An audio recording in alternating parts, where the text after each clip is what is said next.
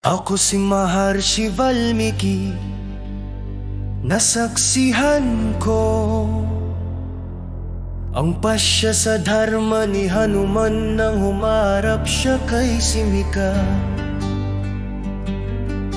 Ang demonyo sa panahon ni Shani, ang mga pagsubok at hadlang ay tumarating bilang mga pagsusulit.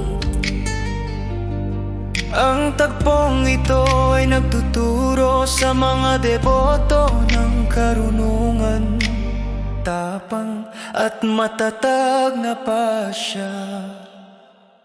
Ang anino'y hinawakan ni Simika sa Pandaraya. Nang makita ang panganib, digmaan ang dharmang daan niya.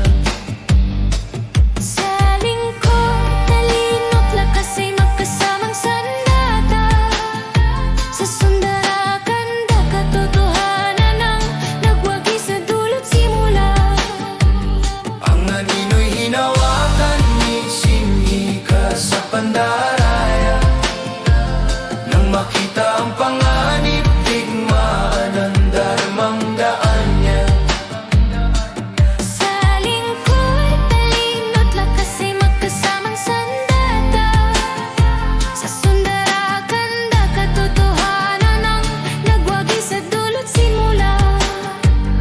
Habang mabilis na lumilipad sa lawak ng langit, napansin niyang huminto ang sariling anino sa himpapawid. Kung hadlang sa landas ng paglilingkod ang lumitaw, hindi ito dapat tiisin. Si Hanuman ay nagpasyagad. Ang anino'y hinawakan ni Simika sa Pandaraya. Nang makita ang panganib, digmaan ang dharmang daan niya. Sa lingkod, talino't lakas ay magkasamang sandata. Sa Sundarakanda, katotohanan ang nagwagi sa dulot simula. Ang lakas ng panlilinlang, walang puwang ang kababaang loob. Sa isang hampas, kibang yabang, namulat ang loob.